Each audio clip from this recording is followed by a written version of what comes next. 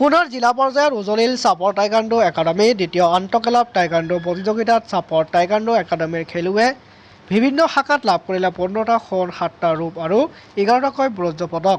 লগতে প্ৰশিক্ষক নিপন সিংহই ঝাৰখণ্ডৰ ৰাঁচীত অনুষ্ঠিত আন্তঃৰাষ্ট্ৰীয় টাইকাণ্ডো মাষ্টাৰ কোৰ্ছত Kukkiwon master licence diploma লাভ কৰিবলৈ সক্ষম হয় বুলি সোমবাৰে ৰাতিপুৱা 11 বজাত এই কথা সংবাদ মাধ্যমত সদৰি কৰে।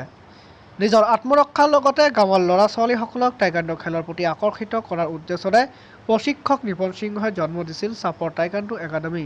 সেই একাডেমীৰ খেলুৱৈ এতিয়া ভাৰতৰ বিভিন্ন ঠাইত আন্তঃৰাষ্ট্ৰীয় ৰাষ্ট্ৰীয় ৰাজ্যিক জিলা পৰ্যায় আদি বিভিন্ন টাইকাণ্ডো খেলত অংশগ্ৰহণ কৰাৰ লগতে মেডেল লাভ কৰিবলৈ সক্ষম হৈছে।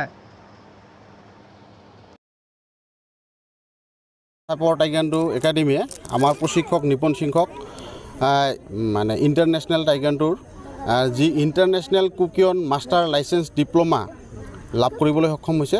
আমি গৌৰৱান্বিত আৰু এই সন্মান তেওঁ ভাৰতবৰ্ষৰ হৈ প্ৰতিনিধিত্ব কৰি আমাৰ দেশখনৰ লগতে অসম তথা আমাৰ চাপৰৰ যি সন্মান কৰি আনিছে, আমি তাৰ কাৰণে চাপৰ টাইকাণ্ডো একাডেমীয়ে তেখেতক আমি সম্বৰ্ধনা জনাইছোঁ আৰু ধন্যবাদ জনাইছোঁ। অনুষ্ঠানটো ভাৰতবৰ্ষৰ ঝাৰখণ্ডৰ ৰাঁচীত 6 দিনীয়া কাৰ্যসূচীৰে অনুষ্ঠিত হৈছিল।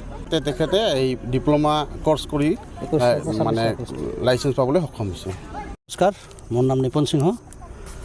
আমাৰ 10 তাৰিখৰ নৱেম্বৰ 10 তাৰিখ অভয়পুৰীত অনুষ্ঠিত ইণ্টাৰ ক্লাব টাইকাণ্ডো চেম্পিয়নশ্বিপত আমি 33জন খেলুৱৈ অংশগ্ৰহণ কৰিছিল আৰু 33জনে বঁটা পাবলৈ সক্ষম হৈছে।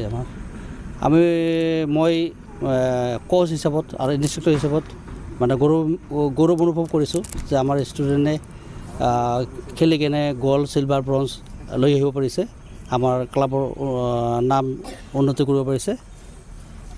এইটোৱে 15টা গ'ল্ড 7টা চিলভাৰ আৰু 11টা ব্ৰঞ্জ পাবলৈ সক্ষম হৈছে।